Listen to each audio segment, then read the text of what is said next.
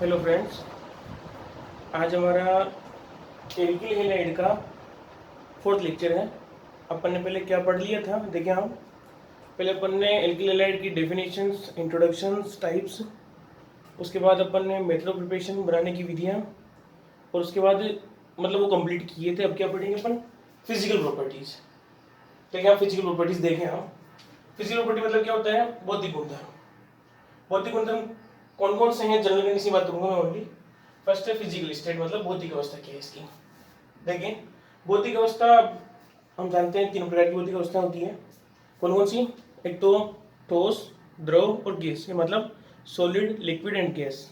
देखिए आगे जो फर्स्ट टाइप है अपन मतलब इसमें पढ़ रहे हैं, पहला जो लोअर एल्किल हैलाइड होते हैं, मतलब निम्न एल्किल हैलाइड, मतलब जिनमें कार्बन की संख्या कम होती है, उनमें क्या होता है? उनकी अवस्था कैसी होती है? गैस अवस्था में पाए जाते हैं। एग्जाम्पल क्या है इसके? CH3Cl, CH3Br, C2H5 एक्सेट्रा बोल सकता हूँ मैं इसको, मतलब कम कार्बन वाले। आगे चलूं, ऐसे कार्बन जो मतलब इनसे ज्यादा हो, मतलब 3-4 से स्टार्ट हो और कहाँ तक जाए? 18 कार्बन तक पहुंचे, वो सभी मतलब कार्बन 18 तक सभी एल्किल हैलाइड मतलब क्या होते हैं? लिक्विड स्टेट में पाए जाते हैं। और नेक्स्ट है अपने जो कार्बन 18 होते हैं ना, 18 कार्बन, उनसे ऊपर जितने भी कार्बन आते हैं, जो आप जितने भी एल्किल हैलाइड हैं, वो कौन से होंगे? आपके सॉलिड या ठोस अवस्था में पाए जाते हैं। ठीक है, मतलब भौतिक अवस्था की बात करना चाहूंगा। भौतिक अवस्था में क्या पढ़ा अपन ने कि तीन अवस्थाएं होती है, ठोस, द्रव और गैस। गैस अवस्था कब होगी? जब इसमें निम्नतर एल्किल हैलाइड मतलब जिनमें कार्बन की संख्या कम होती है, उनमें क्या होगा? गैस अवस्था में पाया जाएगा। दूसरा है द्रव अवस्था की। द्रव अवस्था कब होगी? जब निम्न से कार्बन नंबर 18 तक, मतलब दो तीन, एक दो कार्बन को छोड़ के बाकी जो अन्य कार्बन आ रहे हैं, जैसे 3, 4, 5, 6, वहां से लेकर कितने तक? कार्बन नंबर 18 तक सभी एल्किल हैलाइड कैसे होंगे? द्रव अवस्था में पाए जाएंगे। नेक्स्ट अपने कार्बन नंबर 18 से ऊपर वाले वो सब कैसे होंगे? ठोस अवस्था में पाए जाएंगे। ठीक है, आगे चलता हूँ सेकंड नंबर में।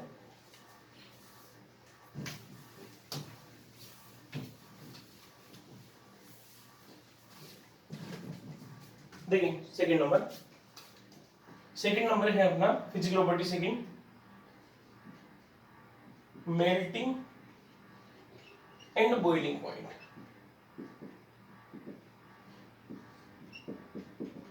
क्या होता है? गलनांक एवं क्वथनांक।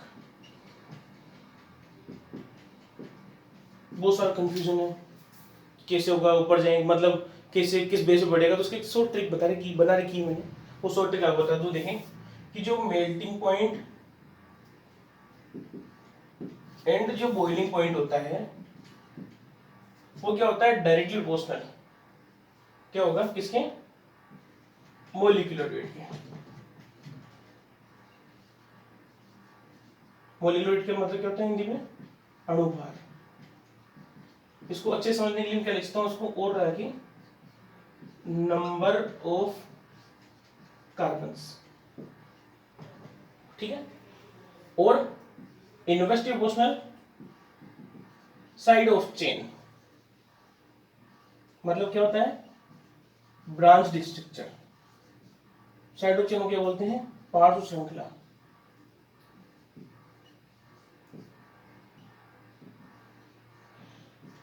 इसका मतलब क्या है, समझे आप इस चीज को? कि अगर मान लो 4-5 एल्किल हैलाइड मेरे को दे रखे हैं, उनमें से मेरे को मेल्टिंग पॉइंट का एंड बॉइलिंग पॉइंट का जो क्या करना है, मेरे को ऑर्डर चेक करना है। तो उस ऑर्डर को कैसे चेक करेंगे? कि जो मेल्टिंग पॉइंट और बॉइलिंग पॉइंट जो होता है, वो डायरेक्टली प्रोपोर्शनल किसके होता है? मोलिकुलर वेट के होता है। मतलब अणुभार बढ़ेगा या नंबर ऑफ कार्बन बढ़ेंगे तो गलनांक क्वथनांक क्या होता है? बढ़ता है। और जो श्रृंखला मतलब ब्रांच मतलब क्या होती है? श्रृंखला। जैसे होती है स्ट्रेट चेन होती है ब्रांच डिस्ट्रिक्ट होती है। तो अगर ब्रांच होगी तो उसका गलनांक क्वथनांक क्या होता है? कम होता है। फॉर एग्जाम्पल की बात करना चाहूंगा, देखिए आप इसको, जैसे एग्जाम्पल लेता हूँ, CH3Cl, CH3CH2Cl, ये 1, ये 2, CH3CH3, ये Cl, कितना हुआ? 3, CH3CCH3, CH3 और ये Cl। ठीक है, ये कौन सा हो गया? 4 हो गया। 5 को बना दूं, CH3 CH2 CH2 CH2 पोलिसिया, ये आपके 5 हो गया। मतलब ये 5 प्रकार के आपको एल्किल हैलाइड दे रखे हैं। क्वेश्चन क्या पूछेगा इनमें से कि इनमें क्वेश्चन क्या पूछेगा कि सबसे ज्यादा गलनांक किसका होगा। अब इसको इंक्रीजिंग ऑर्डर में इसको आप अरेंज करें, तो देखिए आप कैसे करेंगे इसको अरेंज। सबसे पहले क्या चेक करेंगे इसके अंदर, मोलिकुलर वेट, मतलब नंबर ऑफ कार्बन किसमें ज्यादा होंगे। इसमें कितने हैं कार्बन, इसमें 1 कार्बन है, इसमें 2 कार्बन है, इसमें 3 कार्बन है, इसमें 4 कार्बन है, इसमें 4 कार्बन है। तो सबसे ज्यादा 4 कार्बन किसमें आ रहे हैं, 4 नंबर में और 5 नंबर में। ठीक है, अब मुझे चलते हैं, चलो 2 में सेम आ रहा था, तो कौन से आगे चलेंगे। अब आगे वाले इस पे बढ़ेंगे पोजीशन पे, तो क्या हो जाएगा इसमें, क्या होगा अगर जिसमें ब्रांच होगी या जो साकित होगा वो क्या होगा, उसका गलनांक उतना कम होता है। तो ये तो कौन सा हो गया असाकित, ये कौन सा हो गया साकित। तो गलनांक उतना किससे ज्यादा हो गया, नंबर 5 का। उसके बाद नंबर 4 का। अब कितने कार्बन है, इसमें 3 है, इसमें 2 है, इसमें 1 है, तो पहले कौन सा लेंगे 3 वाला, फिर 2 वाला और फिर 1। ये गलनांक बताना का क्रम है। सभी टाइप के क्वेश्चन में, मतलब सभी प्रकार के एग्जाम्स में आता है। 12th में भी आता है ये वाला क्वेश्चन, ये आपके नीट और IIT लेवल में भी आता है और कॉलेज लेवल में भी आता है। ठीक है, आप देख लें मैं क्या कर रहा हूँ उसको।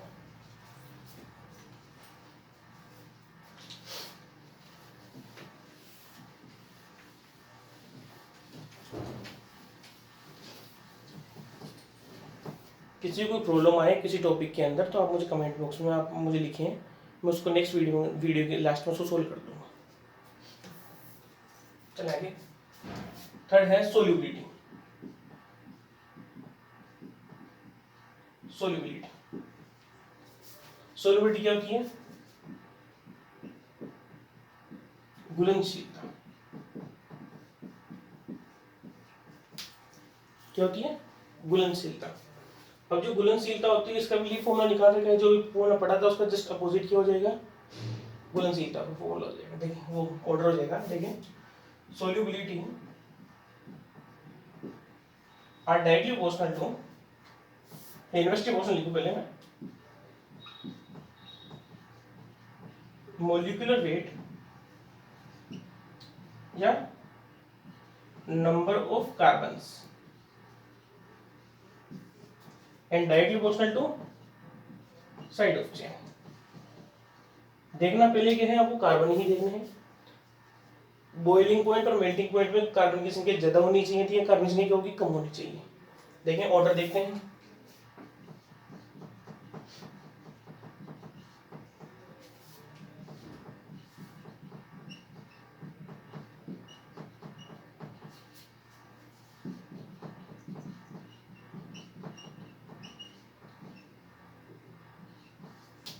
छोटा सा कर लेता हूँ, समझ आ जाएगा आपको।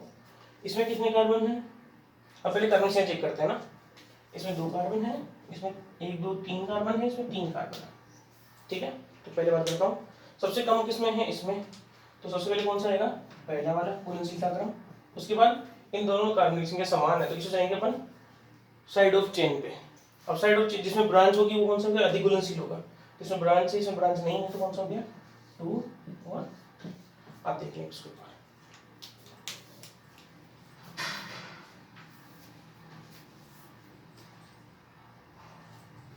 ठीक है। आगे बढ़ो, देखिए ये 3 फिजिकल प्रॉपर्टी थी। थोड़ा इसके अंदर मैं ऐड कर दूं सोल्युबिलिटी के अंदर, एक्स्ट्रा लगे पॉइंट लिखता हूँ सोल्युबिलिटी के अंदर। All alkyl halide are less soluble in water. मतलब सभी alkyl halide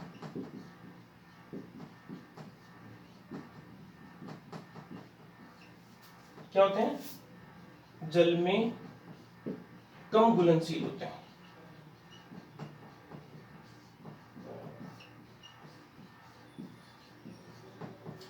but soluble in organic solvent like as जैसे कि बेंजीन ले लूँ मैं CCl4 ले लूँ, मैं इसके अंदर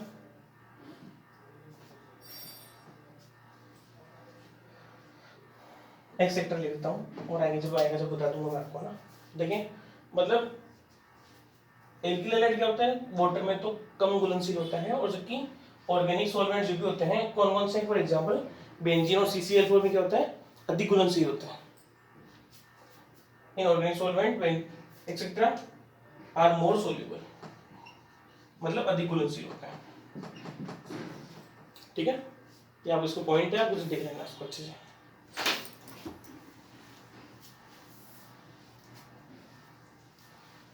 चल आगे बढ़ते हैं।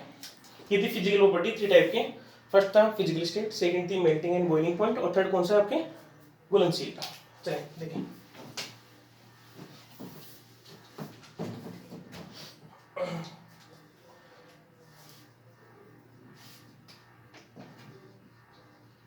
नेक्स्ट 4 टॉपिक कौन सा है आपके, केमिकल प्रॉपर्टीज, मतलब रासायनिक गुणधर्म।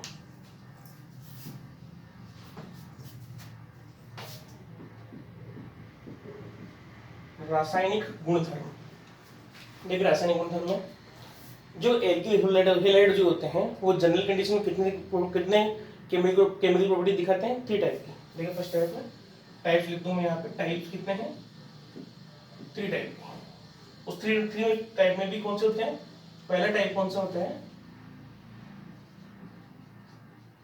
न्यूक्लियोफिलिक सबस्टिट्यूशन रिएक्शन, सेकंड होता है एलिमिनेशन रिएक्शन, और थर्ड होता है कौन सा, रिएक्शन विथ मेटल।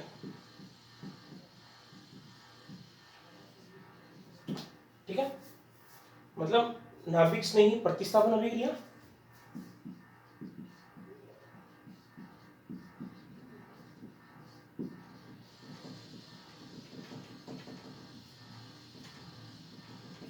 ये कौन सी है, विलोपन अभिक्रिया, और ये कौन सी है आपके, धातु के साथ क्रिया।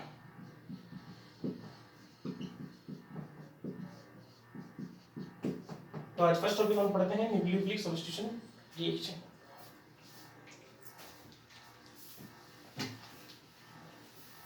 देखिए न्यूक्लियोफिलिक सब्स्टिट्यूशन रिएक्शन, पहले इसकी डेफिनेशन की बात कर लेता हूँ। डेफिनेशन होती क्या है इसकी, नाभिक स्नेह प्रतिस्थापन अभिक्रिया किसे कहते हैं। क्या लिख देता हूँ मैं, डेफिनेशन लिख देता हूँ। हिंदी मीडियम इंग्लिश मीडियम दोनों में साथ साथ लिख दूँ ताकि ज़्यादा टाइम लगेगा नहीं अपने को। देखें, in any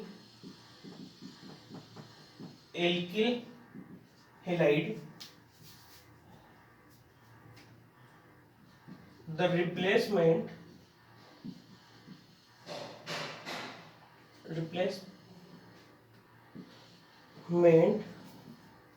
by a nucleophile in any alkyl halide, the replacement of halogen by any nucleophile group is called nucleophilic substitution reaction. ऐसी कोई से भी एल्किल हैलाइड का ग्रुप हो तो उसमें हेलोजन के स्थान पर कोई अगर न्यूक्लियोफाइल मतलब ऋणावेश वाला आ जाए तो उसे क्या बोलते हैं अपन, न्यूक्लियोफिलिक सब्स्टिट्यूशन रिएक्शन कहते हैं, नाभिक स्नेह प्रतिस्थापन कहते हैं। चलिए देखें आप इसको डेफिनेशन को, आगे बढ़ता हूँ। अब जो पढ़ी अपन ने न्यूक्लियोफिलिक सब्स्टिट्यूशन रिएक्शन कितने टाइप की होती है, 2 टाइप की रिएक्शन होती है न्यूक्लियोफिलिक। देखें 2 टाइप्स, फर्स्ट है unimolecular nucleophilic substitution reaction. Hindi में एक अणुखंड नाभिकीय स्नेही प्रतिस्थापन अभिक्रिया। ठीक है, कोई दिक्कत यहाँ तक? डेफिनेशन है, नाम हो ओनली उसका भी यूनिमोलिकुलर, इसकी डेफिनेशन की बात करता हूँ। देखें नाम, देखें यदि किसी नाभिक स्नेही अभिक्रिया में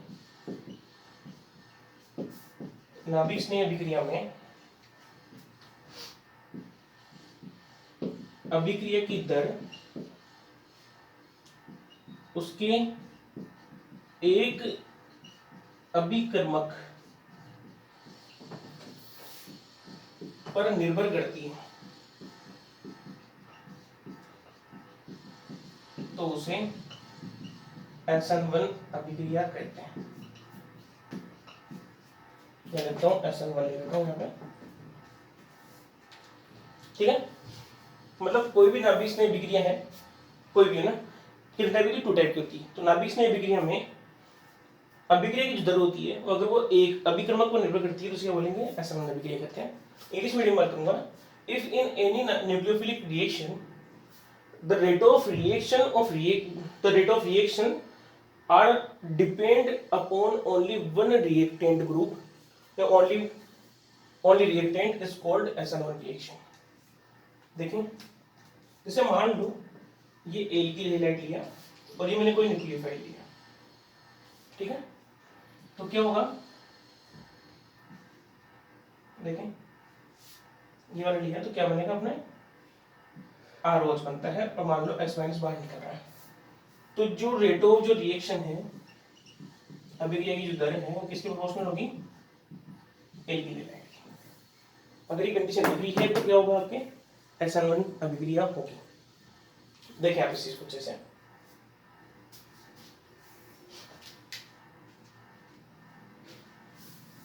ठीक है, बढ़ो आगे थोड़ा सा, कुछ इसे 1-2 पॉइंट और भी है। देखो जो SN1 जो रिएक्शन होती है वो क्या होती है? यह रिएक्शन 2 स्टेप में कंप्लीट होती है, मतलब 2 पदों में संपन्न होगी। इस अभिक्रिया में क्या होता है? इसमें जो इंटरमीडिएट जो बनता है, इंटरमीडिएट वो क्या होता है? कार्बोकेटाइन होता है। कार्बन के ऊपर पॉजिटिव चार्ज होता है तो इसे बोलते हैं कार्बोकेटाइन बोलते हैं। ये से कुछ पॉइंट्स हैं। इसकी एक मेन एग्जाम्पल मैं आपको बताना चाहूंगा, देखें आप इस चीज को।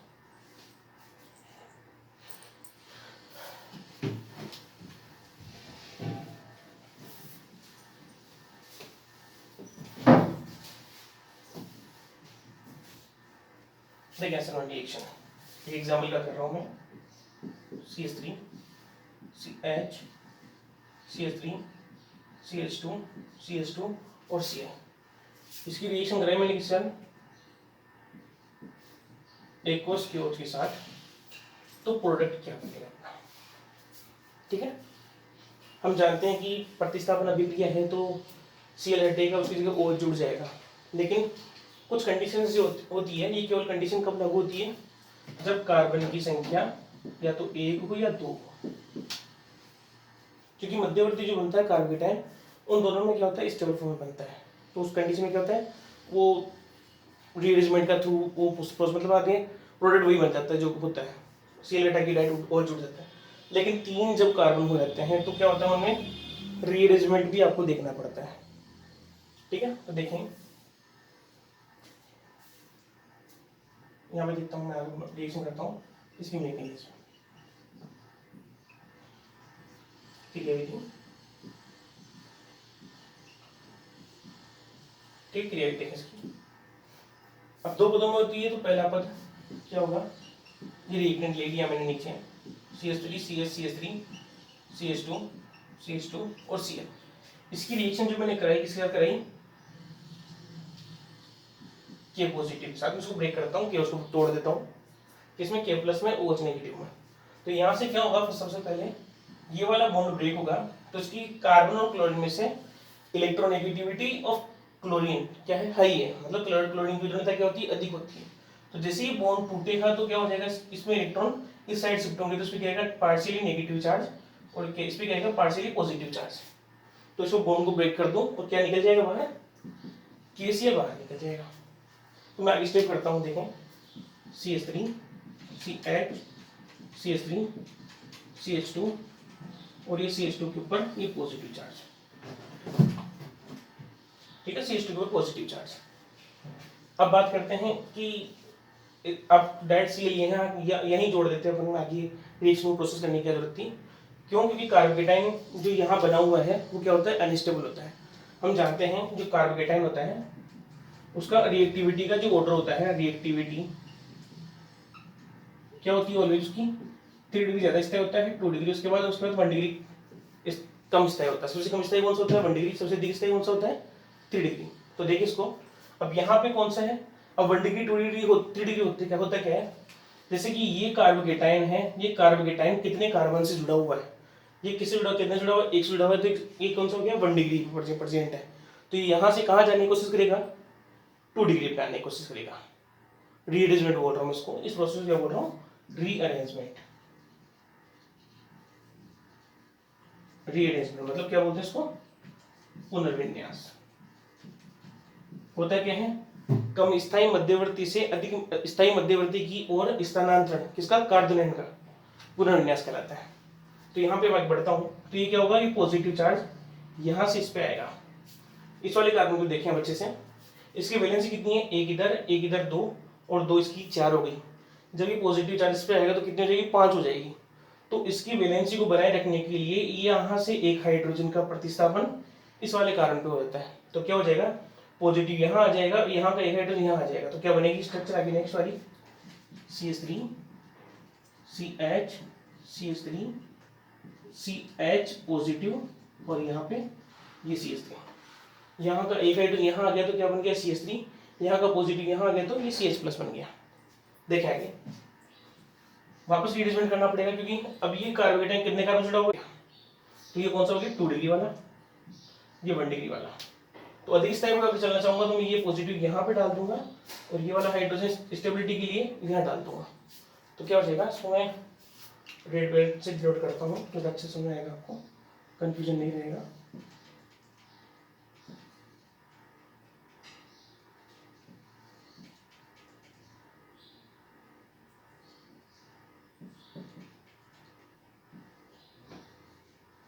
ठीक है, ये 2 डिग्री। आज चलता हूँ 3 डिग्री पे, देखें नेक्स्ट स्टेप CH3 C। अब यहाँ से एक आइटम यहाँ चला गया तो यहाँ पॉजिटिव आ गया, ये पॉजिटिव, ये CH3, ये CH2 और ये CH3। ये अभी ये वाला कार्बोकेटाइन है, इससे कितने कार्बन जुड़े हुए हैं, 1 2 और 3, तो ये कौन सा हो गया, 3 डिग्री। आपके स्टेबल फॉर्म आ गई तो ये कौन सा हो गया, आपके फर्स्ट स्टेप इसका कंप्लीट हो गया, ये स्टेप फर्स्ट था आपके। आगे चलता हूँ स्टेप 2 पे, ऊपर लिखूंगा नीचे लिखिए आपको।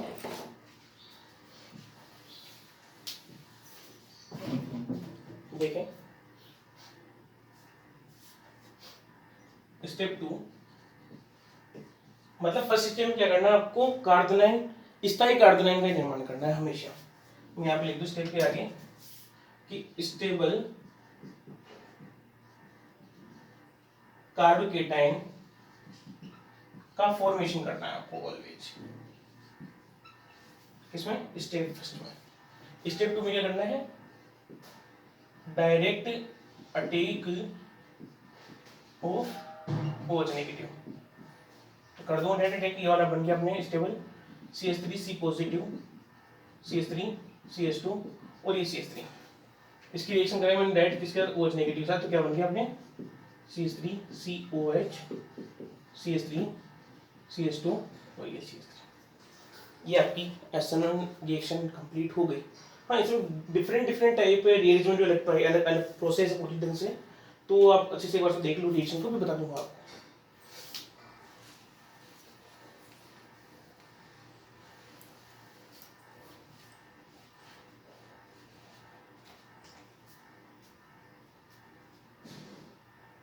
ठीक है,